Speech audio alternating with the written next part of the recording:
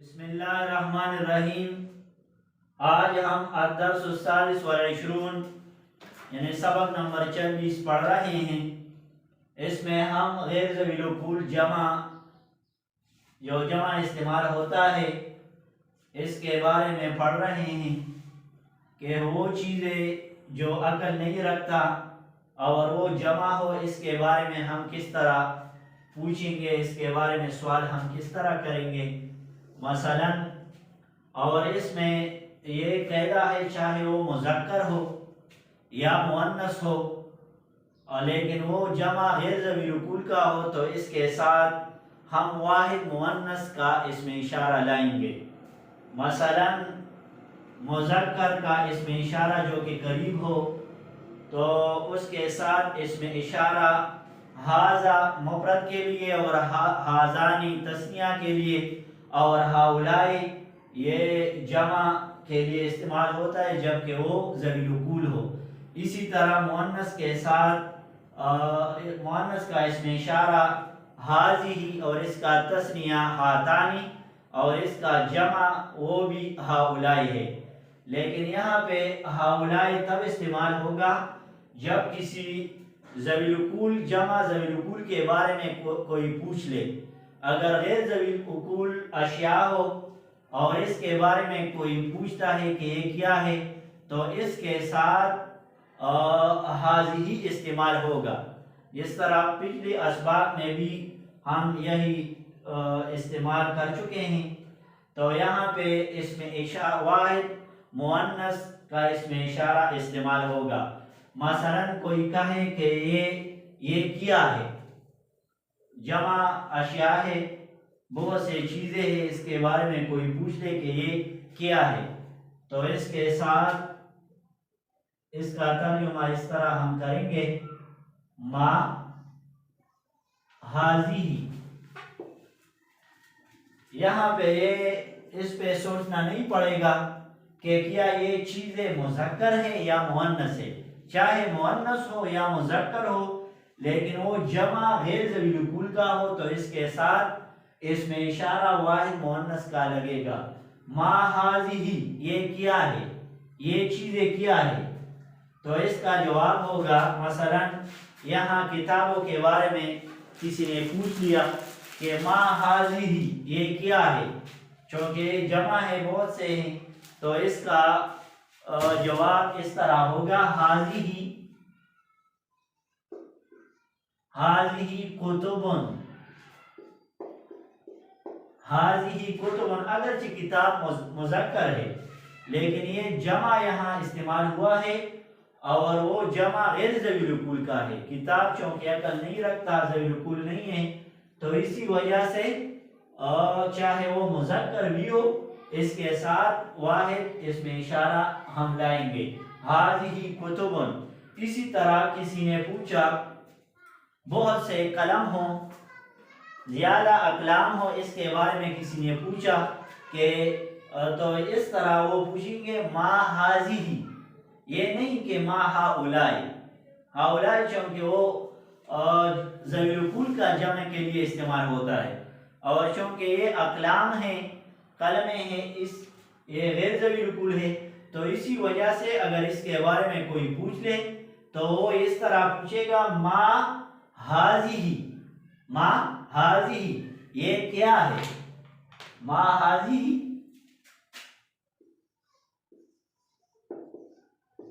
یہ کیا ہے تو اس کا جواب ہوگا ھذہ، چونکہ قلم تھے تو اسی وجہ سے قلم کا جمع اقلام ہے، ھذہ اقلام، ھذہ اقلام یہ قلم ہے۔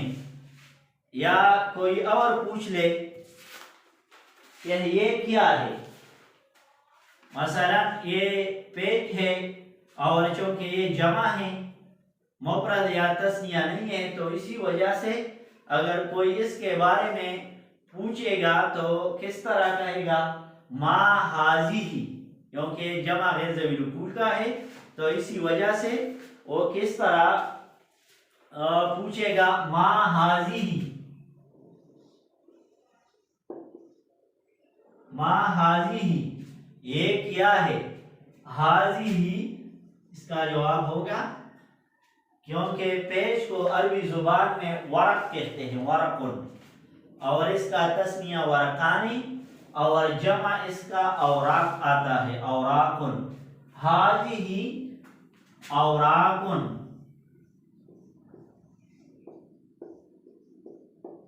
हाज़िही औराकुन, दीज आर पेजेस, ये पेजेस है, ये कागजात है, औराक है, हाज़िही औराकुन। इसी तरह अगर यहाँ पे बहुत से तोते हो, पैरट, और इसके बारे में कोई पूछ ले कि ये क्या है, तो वो इस तरह पूछेगा मा हाज़िही। यहाँ पे जमा गैर ज़मीरुल के लिए सबके साथ हाज़ी इस्तेमाल होगा, हाज़ा यहाँ पे नहीं आएगा, क्योंकि वो जमा गैर ज़मीरुल अशिया के बारे में पूछता है जो अकल नहीं रखता। यहाँ पे ये गलत फहमी में वाक़या ना हो कि ये जानदार है और ये बेजान है, कि जानदार के साथ हाज़ी इस्तेमाल होगा, सारी गैर जानदार, और जानदार के साथ हाउलाई नहीं। जानदार और बेजान का मसला यहाँ नहीं है, यहाँ पे ज़वीलुकुल और गैर ज़वीलुकुल का मसला है। चाहे वो जानदार क्यों ना हो, मसलन गाय हो बहुत से, या भैंस हो, और या परिंदे हो, तो इसके साथ भी हम हाज़ी इस्तेमाल करेंगे, क्योंकि वो अकल नहीं रखते, गैर ज़वीलुकुल है। तो इसी वजह से यहाँ पे बहुत से तोते हैं और आप इसके बारे में पूछते हैं, तो किस तरह आप पूछेंगे मा हाज़िही, ये क्या है, तो इसका जवाब होगा हाज़िही। हाज़िही तोते को अरबी जुबान में बबगा कहते हैं, बबगा।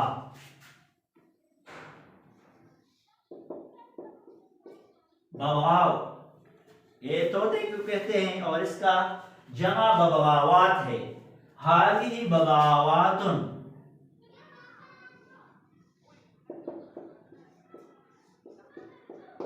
हाज़िही बगावातुन, दीज आर पैरट्स, ये तोते हैं।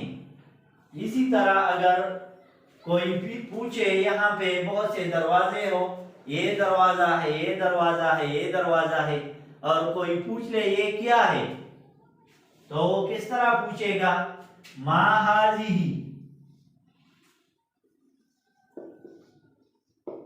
मा हाज़िही ये क्या है, तो इसका जवाब होगा हाज़िही।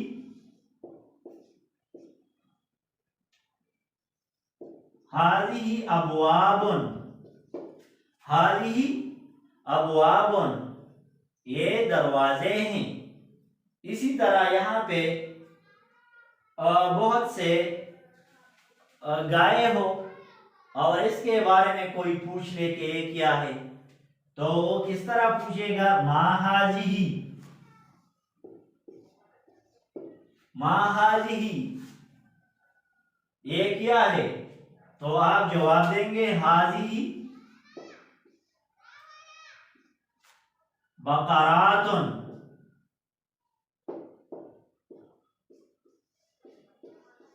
हाज़िही बकरातुन ये गाय है, हाज़िही बकरातुन ये गाय है, या इसका जमा अबकार भी आता है।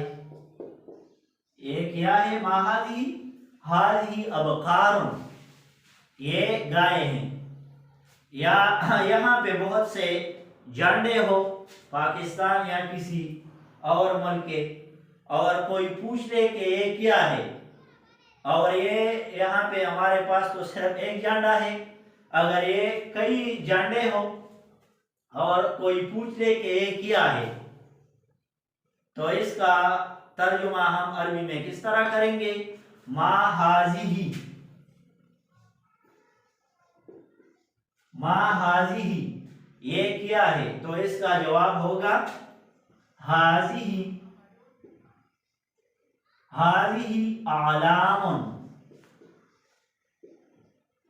आलम का जमा है आलाम, झंडे को भी आलम कहते हैं, پہاڑ کو بھی علم کہتے ہیں، نشانی کو بھی علم کہتے ہیں، اور موقع اور مناسبت کی وجہ سے ہم یہاں پہ یہ علام لکھیں گے۔ حاضی علام، یا جھنڈے کو رایتن بھی کہتے ہیں اور اس کا جمع ہے رایات۔ حاضی رایاتن، یہ جھنڈے ہیں۔ تو یہاں پہ جمع غیر ذوی العقول کے بارے میں ہم نے آج یہ مشق کیا کہ اس کے ساتھ ایک بات یہ ہے کہ اس کے ساتھ ما استعمال ہوگا، کیونکہ ما جو ہے یہ غیر ذوی العقول کے لیے استعمال ہوتا ہے۔